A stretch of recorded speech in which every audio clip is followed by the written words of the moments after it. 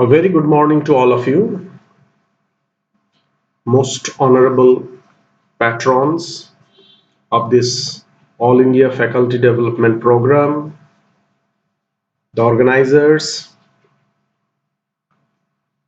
and other faculty members who are associated to this.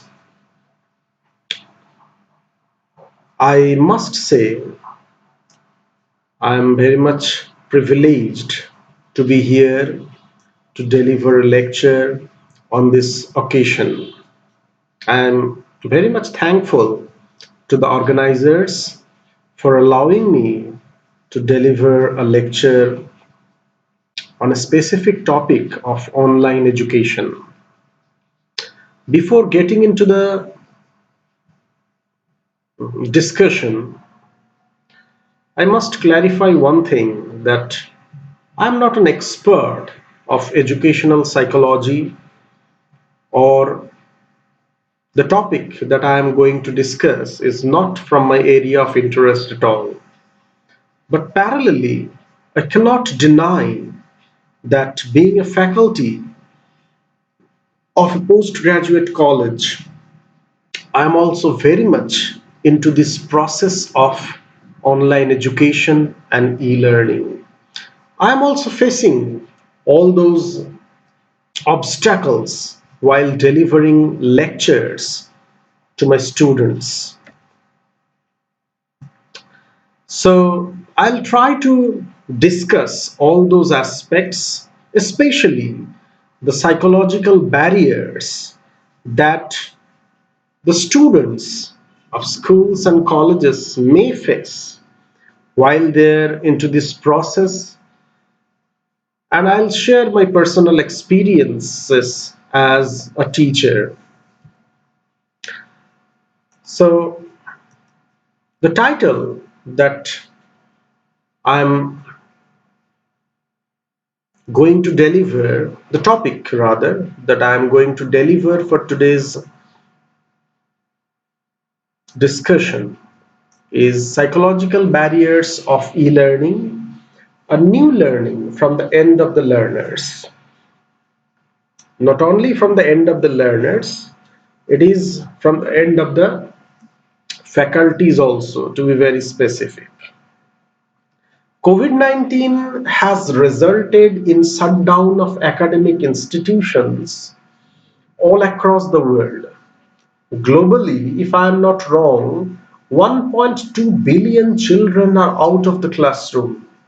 As a result, education has changed dramatically, with the distinctive rise of e-learning, whereby teaching has been undertaken remotely and on digital platforms. The spread of COVID-19 has forced millions of students and teachers to move their communication online. Currently, worldwide, the education sector is facing a huge impact as a result of this pandemic, with universities forced to shift their teaching to e-learning and blended learning modes. This outbreak of coronavirus has greatly disrupted our educational system. Schools, colleges, and universities across the country have been closed to keep students safe and healthy at home. But many academic institutions, particularly schools, have started conducting virtual classes through different digital and social media platforms and television channels to complete the syllabus and prepare students for utilizing this time in a better way. E-learning has been defined as an educational method that facilitates learning by the application of information technology and communication, providing an opportunity for learners to have access to all the required educational programs. The World Economic Forum has recently reported a surge in the usage of language applications, virtual tutorials, video conferencing tools, and online learning softwares in the last 3 months. India too is witnessing an e-learning boom, you can say. Classes on Zoom, as we are in Zoom now, WhatsApp and Skype are becoming the norm for students, parents, and teachers. Online classes become a significant approach to supply education in educational institutions and experiencing rapid development in this field. Indeed, it is now leading the world towards maximum utilization of the technology and became an alternative of traditional view of education. The concept of virtual classroom has now really come true for school and university education. However, forced online teaching and learning process is fraught with challenges such as lack of requisite digital equipments, reliable internet access, a genuine problem in India, and sufficient technical know-how, then improper notification of classes, unavailability of handwritten short notes, confused and stressed students have to struggle hard to receive instructions. So it has harmed their physical and mental health. In the absence of proper interaction with teachers and peers, creativity is at stake altogether. Moreover, the practical part of education, such as sports, lab work, and manual skills, is completely amiss. Home learning programs thus forfeit the main aim and purpose of education. In the prevailing scenario, e-learning system has exposed the economic differences among the students. It is not possible for all the students to get access of every kind of gadgets, so that creates a kind of differentiation among the students. Economically weaker students are unable to bear the cost of the efficient electronic gadgets, internets, and accessories. Moreover, such students may unaware of very recent technological advancements. It may develop a fear of falling behind and ultimately lead to depression and mental illness in those students. Therefore, my study is an deliberation, rather an effort to unravel the barriers encountered during online classes among students during the COVID-19 pandemic. The idea of implementing technology in the classroom is not a new thing. Information and technology has taken off in the classroom in recent years. As the field matures, emerging films promise to deliver exciting new resources for early learners. However, there is a big need for mindfulness and wellness practices in classroom. People need balance and resources to help them succeed. Building healthy relationship with students is an important part of the role of the educators that we must remember. General and important arguments associated with online classes are learning pedagogy, accessibility, flexibility, affordability, policy, and lifelong learning. These few things are very important. I'm repeating, that is pedagogy, accessibility, flexibility, affordability, policy, and lifelong learning. We believe that student feedback can provide important information for the evaluation of study from the home or remote model. As per some of the students' feedback, some find online teaching boring and unappealing as the content can sometimes be all theoretical, lack lack student participation and effective learning, which is so different from the traditional classroom. Online learning has so much time and flexibility that students find it hard to practice discipline and time management. The students miss personal attention, two-way bipolar interaction sometimes gets difficult to implement. Mediocre course content is also a major issue for some. This process fails to reach its full potential until students practice what they learn. Students feel that lack of community, technical problems, and difficulties in understanding instructional goals are the major barriers to online learning.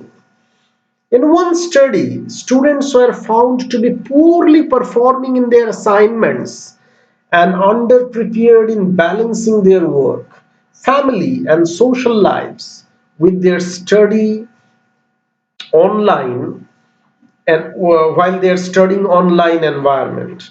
The real life challenge to educational institutions is not only finding new technologies and using it, but also reimagining its academic system. That is more important, thereby helping students, parents, and teachers who are seeking guidance for digital literacy. It's not just the closure of schools, the stress the pandemic has put on families with rising levels of unemployment and financial insecurity combined with the stay at home orders has put strain on home life up and down the land. More than 50% of the students, as a recent study says, their mental health has declined since the COVID-19 pandemic began, says a survey for the National Union of Students, NUS. While the child's intellectual development may be the most obvious victim of the lockdown, it is not the only thing at risk. Teachers are often the first people to notice deteriorating mental health among their students and to encourage them to seek treatment. And many schools provide counseling and psychotherapy on site. It is possible to provide some help remotely, not practically, I think so. But so-called online health services are, far from ideal situations since they face exactly the same kind of barriers that make online learning difficult. Another consequence is the anxiety of growing up during a global pandemic and the fear of losing family members, loved ones, or friends remain to be seen. But children are highly perceptive of their parents' and guardians' worries, and it seems likely that they will absorb some of the anguish, whether it's worry about the disease itself, the job losses, or the strains of isolation. Anything, it may happen. Parents have not been given enough information about these issues and the way to deal with them. Children's emotional needs are completely being neglected at the moment. There is very little guidance to know how to cope with the stress.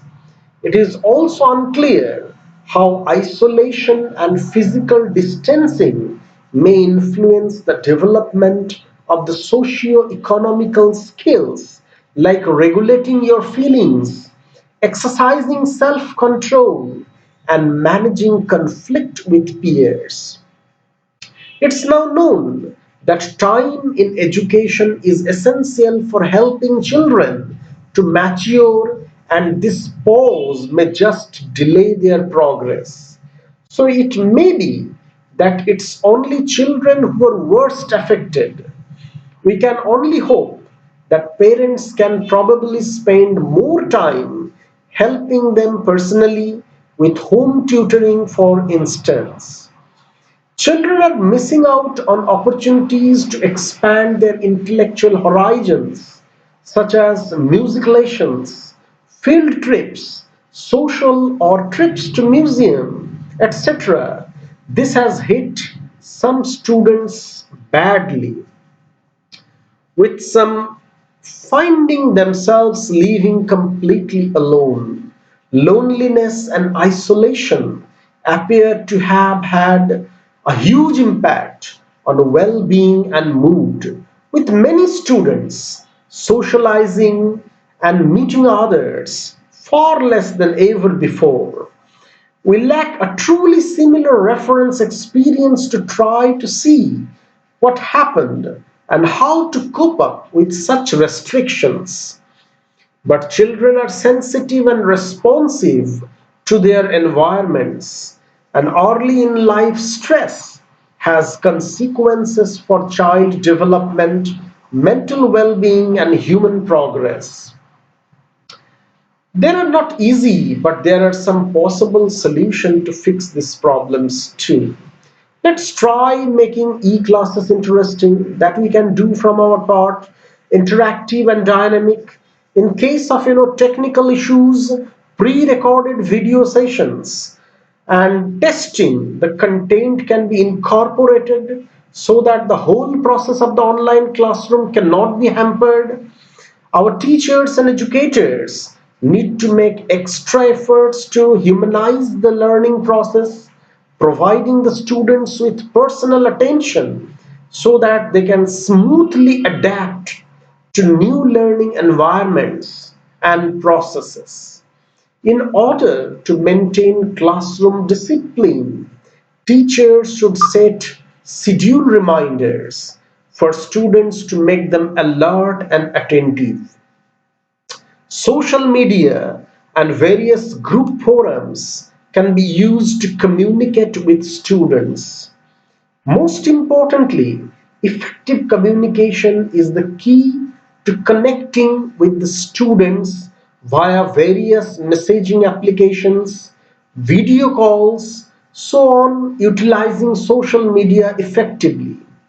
Parents, teachers, educators, and guardians need to have open and honest conversation with their children about one another's emotions. Although children are not likely to get seriously ill with COVID-19, and there have been very few death cases, but children are still the victims of the virus and they are still very much vulnerable. So let's come to the basic challenges related to the psychology of e-learning. Internet connection strength is the primary aspect of this, which leads to mental blockage for the taught. One of the major stumbling blocks with regards to online learning is the lack of strong and stable internet connections, as the ones conventionally used at home have their low bandwidth or have exhausted their limits, especially in the case of using internet through mobiles. Just the process of logging in for a class itself becomes a very tiresome process for the students and teachers alike. Even as upgrading the broadband connection is a prima facie solution, but it certainly isn't a foolproof one. So, what's really needed for the purpose is a tool that can make logging in at one time process. There's need for an application through wherein both teachers and students can simply select their class or subject and get going. And we are all waiting for such softwares or technologies. Now, conducting assessments, assessing a student in the right manner is an integral component of the educational system.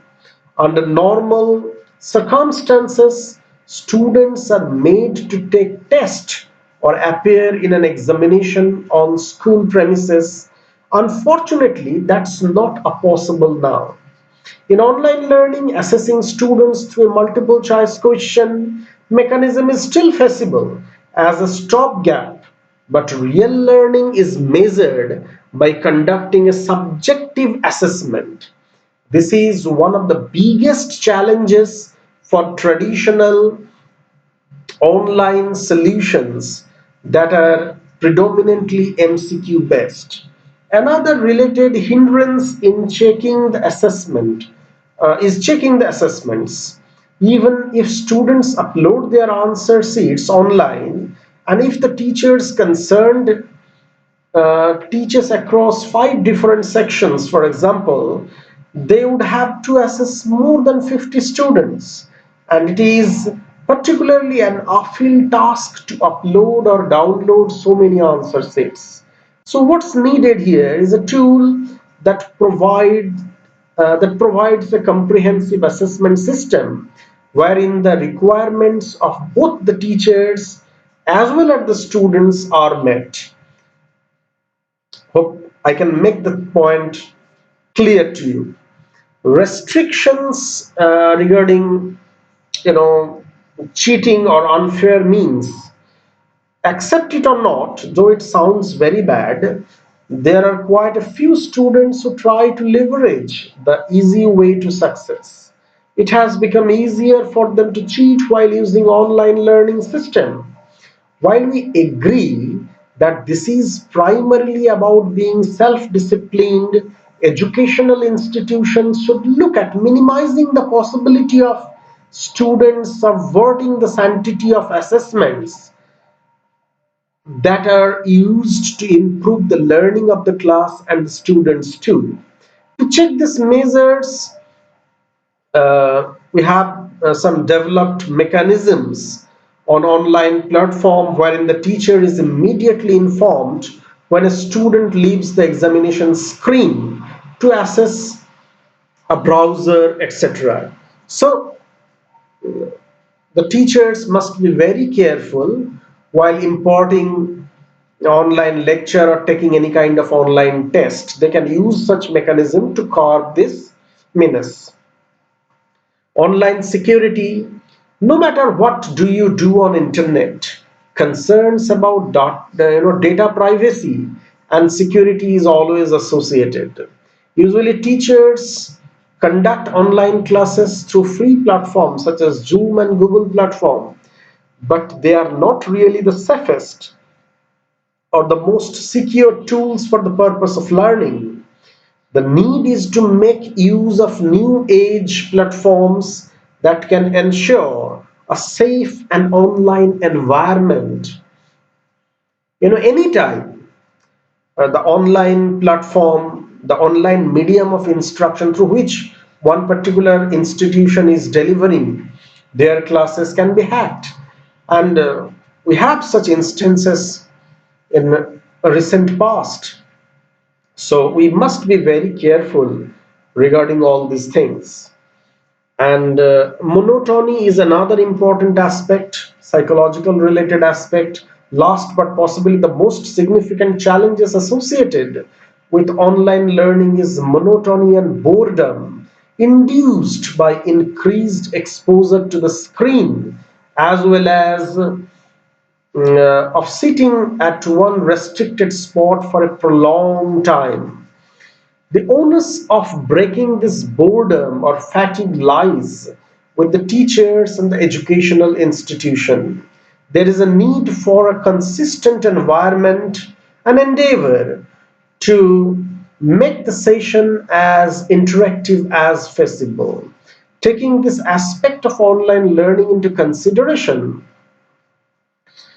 uh, some developments are coming out where students can be engaged in polls and other similar activities. There is also a provision of whiteboard style tool wherein teachers and students can draw or write anything. eventually making learning more interactive. Now let's come to a very simple PowerPoint presentation that I have prepared to make my topic more lucid to you. Uh, I would like to request the organizers to share the slide so that mm, the participants can see the slides. I have shared the definition of learning, what exactly learning is. It is a behavioral skill. Uh, the key features of learning is actually experience acquisition process. Learning itself is an experience acquisition process, and through those acquisition of skills we can say that we are learning and we are changing our behavioral patterns. That is very important, and this process of learning is very much associated with the psychology of the particular learner. So what is psychology of learning?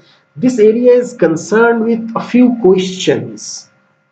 How do children acquire skills? When is learning more effective? What are the factors that help the learning process?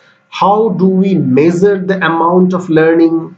Are there any economic methods of memorizing? What do we forget? Why do we forget? Can memory be improved? All kind of questions are there while we deal with psychology of learning.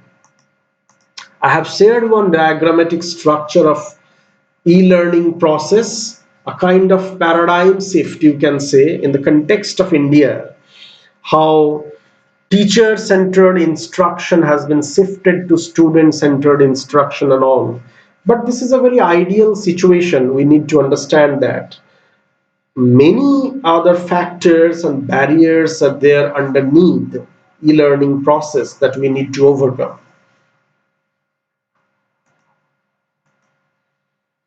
So I have given you the definition of e-learning. A learning system. It is a learning system based on formalized teaching, but with the help of electronic resources is known as e-learning. So you need to understand it as a process of learning, as a process of medium of instruction, you can say, but the delivering mode is different. It is not delivered in the traditional classroom environment. Rather, it is delivered through internet by the help of some electronic gadgets. Now, there are two types of e-learning, distance mode and blended mode. In distance mode, the teacher can sit anywhere, and from there through internet and through electronic gadgets, he can deliver and impart teaching. And there is no as such physical and mental participation among the students and the teachers. But what is blended mode? Blended mode has been adopted by a few schools and colleges recently. It is a skip up game. That means one day you will have online teaching through that particular distance mode process, and the very next day there will be offline traditional class in the campus. So it is a kind of blended thing, so that the teachers can help the students, can answer the queries of the students in the physical classroom environment. That is very becoming for the students as far as my concept. As per as my concept, it is really very beneficial, and we are in my college also, we are also using this blended mode of teaching as well as examination. Now coming directly to the barriers, there are exactly three barriers of online teaching: physical barrier, social barrier, and psychological barriers. So coming to the psychological barriers, we have a few psychological barriers. I have pointed it out, that is distraction. The first one is distraction. Since with the availability of so many networking, social networking sites, then different websites, etc. Parallelly with your online teaching, students, the young minds may get easily distracted. So we need to restrict few websites, few social networking channels, YouTubes, etc. for a certain period of time. We need to prepare our students disciplined enough so that they can concentrate on that particular lesson only, and in their free time they can be involved in some constructive works. Then lack of motivation, since the traditional physical classroom is totally a miss, there is always a lack of motivation. Giving positive reinforcement and using verbal and non-verbal gestures, it is really a miss. But teacher from their own part, they can make the online classroom more interactive by engaging students participation. They can question the students directly, they can ask for feedback. All those things can be done to at least overcome this type of psychological barriers. Then there is no psychological or emotional involvement in the peer group. In a ideal classroom situation, traditional classroom situation, the students are their friends, their foes, their competitors. But here in the online classroom system, online education system, we do not have such environment. So it is very important for the teacher and the parents to involve the students in a group, in some group activities, project work in a particular group, and that can be done in the blended mode of learning only. The teacher can, assign them some homework that can be done in a group online, and after doing that, the students can show their progress in the offline mode of classroom in the very next day. So that can be done in that case. No community participation also. In traditional classroom, we have the tradition of excursion, field visit, field work, then laboratory based works and all those things. In social sciences, we have very good field works for projects and all, but this community participation is not there, and it is not feasible also in online education system. So the teacher and the parent should, motivate the students for some other creative works so that they can use their leisure hours properly for the growth of their mental and physical health. Then accessibility, it is a real problem. Accessibility of the internet, accessibility of the, cutting edge softwares or gadgets is not possible for every students. So the government or the school authorities should take care of it properly, because ultimately through this online education we are creating barriers for different segment of students. We are creating divisions among students. A student who is from a very well-to-do family can access everything, but a student who is not from that particular background will miss everything. So we need to mitigate the challenge, and the government think, should ponder over this matter properly to resolve the issue. Then devoid of real world situation, competition is not all the way a bad thing. We need to understand, in the real world situation, in the real classroom situation, we have certain physical barriers, certain level of competition among the peer groups that is totally a miss in this online platform, on this online platform. So we need to create somehow that environment at home. The parents can take care of their children, they can share their feelings, their emotion with the students, they can develop the skills of, you know socializing, then participating in different situation, so that at least we can overcome this particular situation of pandemic. Then addiction, as I have started with the distraction, there is a chance of addiction too. since availability of so many things are there in internet, and the young minds are very much vulnerable, we must take care of all those things. There must be some kind of addiction towards a specific site for some online games and other things, which could be very fatal also.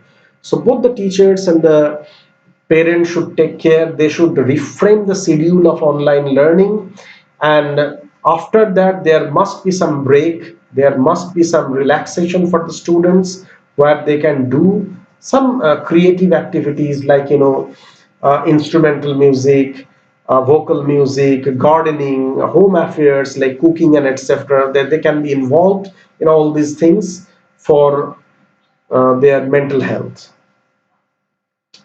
Ennui and dullness. If online teaching becomes a matter of 24 into 7, and the students are forced to sit before their desktop and laptop for the whole day around, then it will definitely be a very boring kind of thing for the students.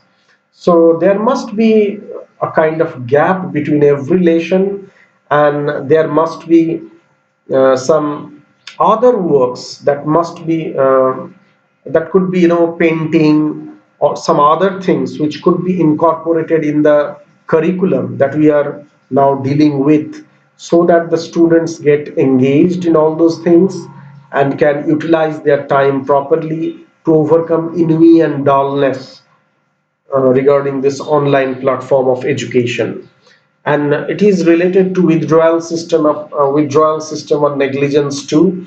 If we are constantly forcing the students to learn through online medium, to listen to the lectures of their teachers 24 into 7, definitely at a certain point of time they will quit, they will withdraw, and there will be a utter negligence towards the lesson.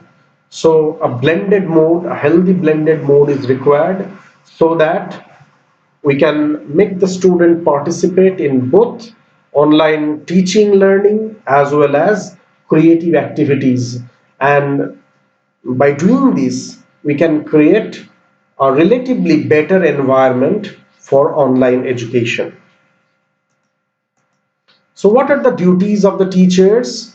So the basic duties of teachers are improving learning by planned instruction, diagnosis of learning needs, prescribing content delivery through class activities, accessing learning, reporting outcomes to the administrators and parents and guardians, and evaluating the effects of instructions properly. These are the basic primary duties of a teacher while he or she is engaged in online teaching. And the practices should be, best practices should be adoption of blended mode. Then time management is very important. Then we have developing the habit of reading and writing. The parents can do it in a better way. They can motivate their children to read novels, to recite poems, etc., and to write some mm, constructive things. If they're interested, they can write poems, they can write some other things, they can write letters. These practices are very important to develop the habit of traditional classroom environment. And involvement in creative activities that I already have discussed, those music, vocal music, instrumental music, gardening, indoor games, they can play indoor games. All those things will nourish their mental health, as well as they can take care their physical health also. And we should always remember that a good health can nourish a good mind only. So we should take care of the both. That is very important. What is the primary duty of the parents? More engagement with their children. Even the parents who are working in the corporate world, they are now at their home, they are working from their home. So they should find out some time to engage with their children. Regular discussion on a certain topic is very important. Developing the habit of newspapers reading and debate, refrain the children from online gadgets. It is very important. A proper framing of the time schedule is very important. Involve them in household affairs like cooking, gardening, etc. Grow interest in art and culture. The children should be motivated for music, painting, dance, etc. So that is what I want to deliver today. I hope you all have understood my point of view. If there is any query, you may ask me, you can mail me through the coordinators. So once again, thank you for allowing me to deliver the lecture. Thank you once again. Good day be yours.